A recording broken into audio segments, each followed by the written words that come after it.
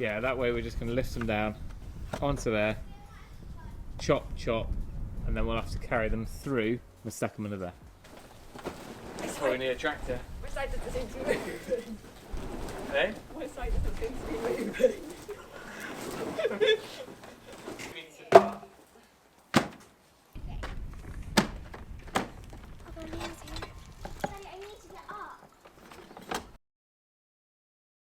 Today's the day the delivery's turning up, right, Tim? Can we not mention the delivery? Not today, but we do get to start the build today.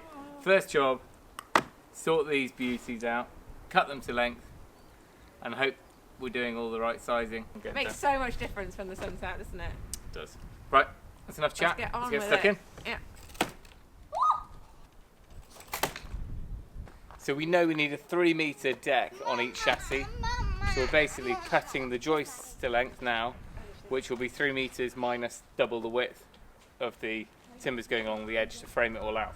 All 45mm thick, so we're going to take 90 off our overall 3-metre deck. So 291, 2910, and we'll get cutting. Got 100 to do.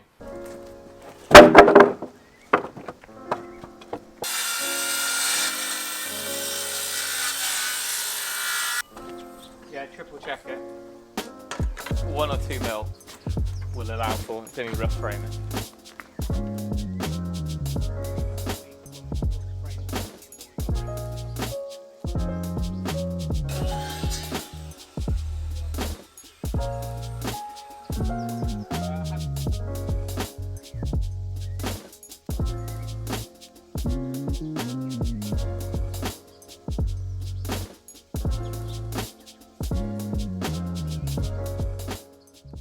We're making all these cuts, and at the moment we're just using one as a template and then a speed square to ride the saw against, which is okay, but we've got 80 of these to do, so I'm going to try and make up a jig.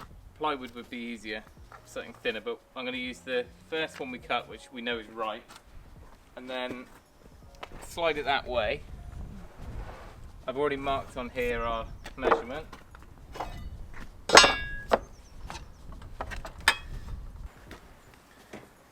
Nice girly pencil there. Thank you.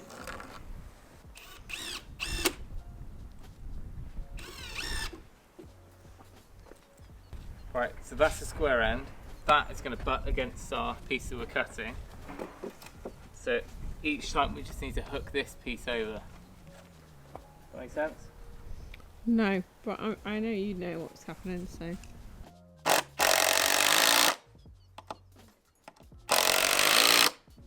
When we want to make a cut, Okay. that goes on, flush it up, Yeah, so it's yeah. all at the end. And then at this end, the idea is, I would normally like to cut from this way, but that will hit that. So I'm going to have to come in from the other side. There's enough weight, it's not going to move at least.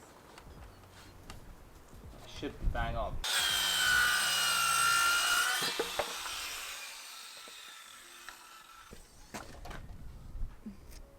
Two 911.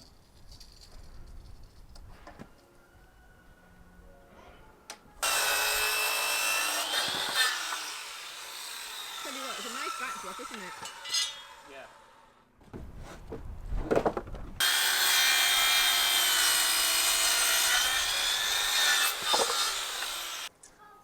Yeah, I think we're good. I think we just use it as it is.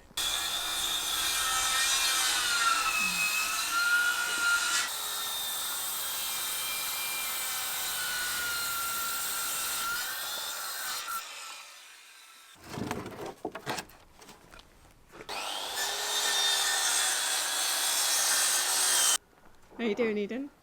Good. Oh, that was a bit hard.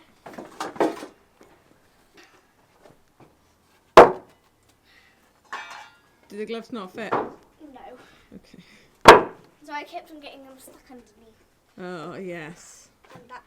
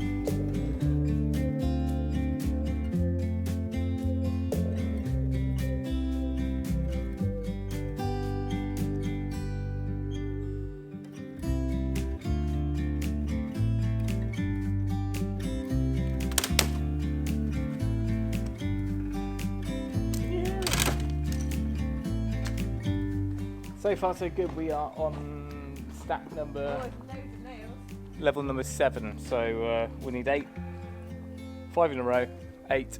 That will give us 1 chassis worth of joists. We need 40 on each half.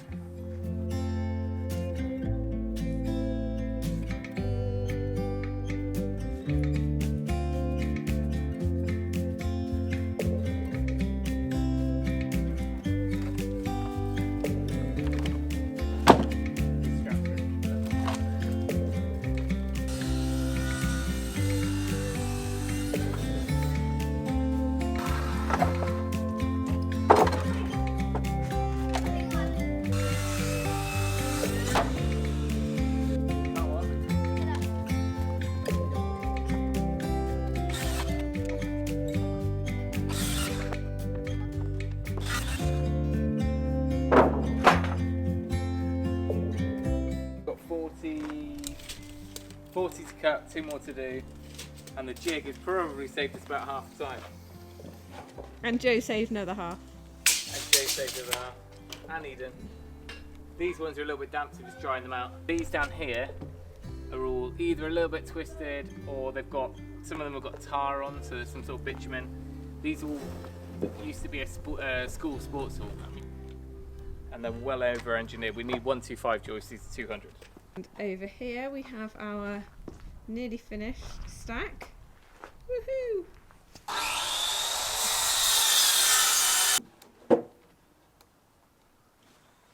$40. You're in the dark. If we do 2 stacks, and then we've got a few extras. I think it's taken us 3 hours to do that. I think we arrived at 11 and it's now 2, so I think it's taken 3 hours. We stopped at 50-minute lunch. It took us ages to get fired up. I reckon Yeah. we could do the Yeah, next true. one I in don't know 2 what hours. time we started actually soaring because we did Now just we know get what we're doing. ourselves. So we'll get another bundle of these. Can we fit 5 more? Yeah, but you have to move that. That's fine, I can do that.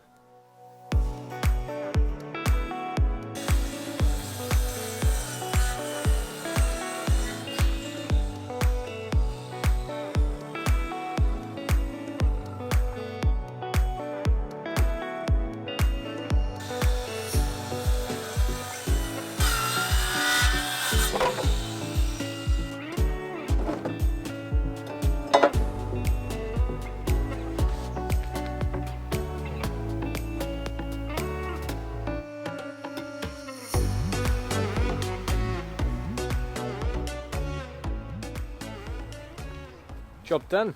Don't think it even took more than an hour. Maybe an hour and a half. We got 42 because I figured 400 sensors, 16-meter buildings. It'd be, you know, 1 extra at the end. So they should be fine. We've got plenty of backups if needed. But while we're geared up, what I want to do now is make sure that I've got enough picked out, nice straight ones, that are cut nice and square on the ends, which will become the perpendicular timbers, like a ring beam around the outside. So we need, if we cut them down to 4 meter lengths, we need another 16. 4 times 4 times 2 times 2. Yeah. Oh, I thought we were nearly done. Oh.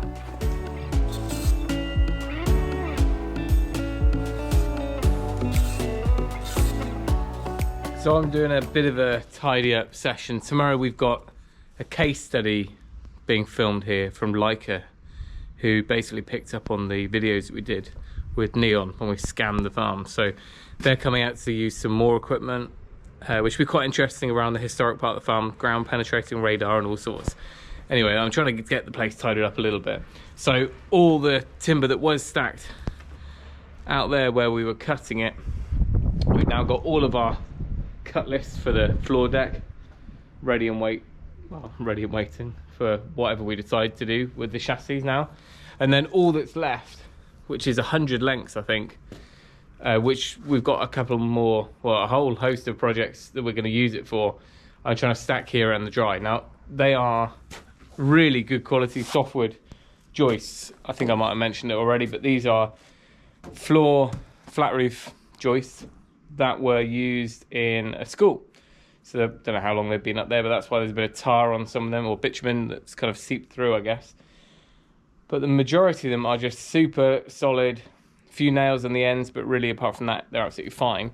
But the benefit is this stuff is way better than we would be getting, albeit that this is not treated, I don't think, which is still fine because it's not in the elements where we're using it. But it is the best slow-growing joist you're ever going to find, as in comparison to, you know, your modern day Tanlite stuff.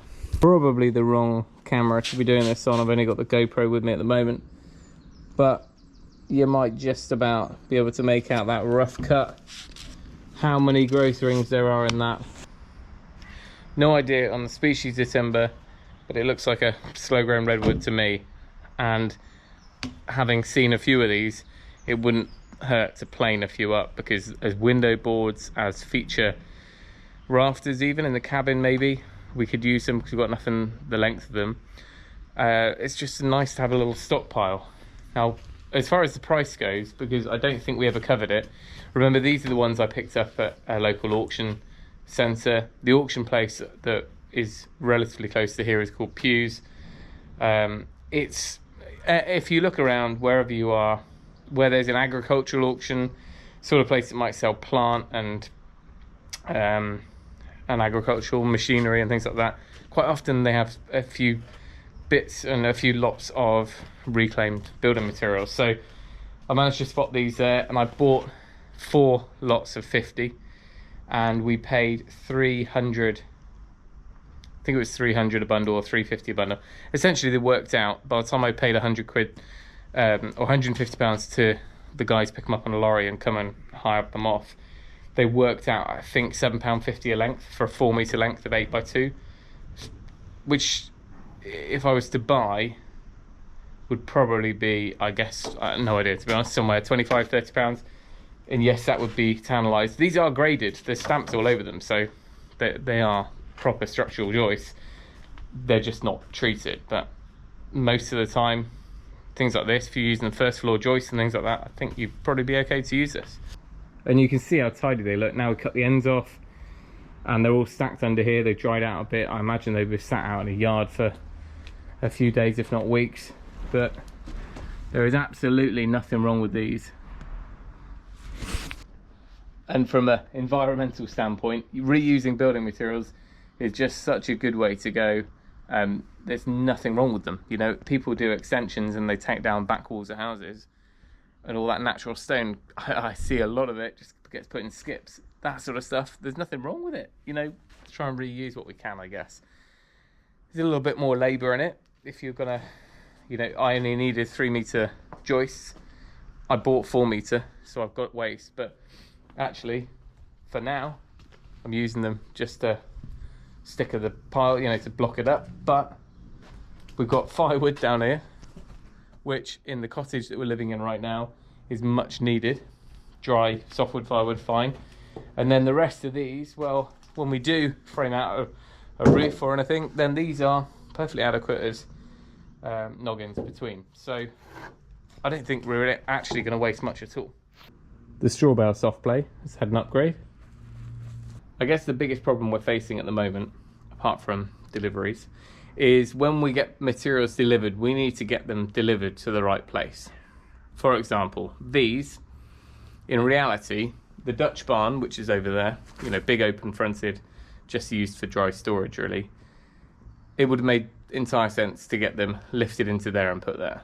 I wouldn't have had to double move. I hate double moving anything, let alone triple moving. So I'm now one by one stacking them over here. When the tractor arrives, we're just getting a smallish compact tractor, which is perfectly adequate for what we need really. We're probably going to get some forks for the front of it. Certainly we've ordered them for the back at least. The back has about 700 kilo, I think, lift. So moving pallets around, anytime we get a delivery, we'll just get it lifted onto a pallet, or we'll, you know, yeah, get it lifted off on a pallet. We can then just shift things around. We're not, you know, if it's bags of stuff or tiles or whatever it is, 700 kilo is okay for most things. We've got the dumper, so bulk bag deliveries.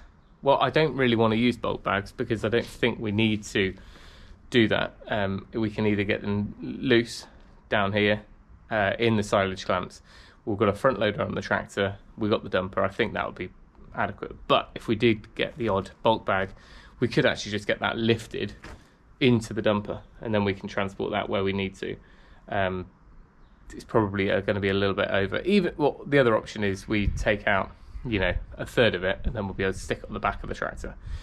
In addition, we're going to look at getting forks for the front. So when the front loader is going to have its bucket on, we can get forks for the front, times for lifting pallets. The problem is, when you've only got a compact tractor, I think the lift capacity is only about 300. In reality, that's still, you know, quite a few of these. Get it in there. There's still 20 of these at a time, which is, you know, if you're dealing with time, you know, money is one thing that you can save on, but time is another, and it's almost just as valuable when you're working for yourself on your own. So I think it's going to be worth doing. 300 kilo, it will be adequate for lifting a beam, you know, even a fairly substantial beam, lifting the odd thing off deliveries. So it might not be bulk stuff, but if it's just sheet materials, insulation, all that sort of stuff, it's just going to be handy to have forks that we can get up to the bed of a truck to lift off. Most places appear to have, you know, HIABs, as you would expect, but for example, our trusses, when they get delivered for the cabin build, it does say on there that you have to, you know, have your own method of offloading. In reality, they're only 15 kilo each mono truss, so we could lift them off, but to be able to lift them off in one might be good, or in a few hits. So all that sort of stuff we're going to get better at, but for the time being, everything's in the dry. Cut stuff for the cabin here, long-term storage over here, and then our softwood studs, if you remember, are in the sewn barn. We're done. All the timbers are done. I thought I'd do a little outro now, but I also wanted to say thank you to Isotunes. They've supported this channel for over a year now, and as you know, you guys can always use TRC10 as a discount code. That also supports the channel. So if you do want to pick up a pair of any of those ear defenders we've been using in these videos and all the future videos, then use our link down below. Thanks for watching. Remember, if you can, do it yourself, and we'll see you next time.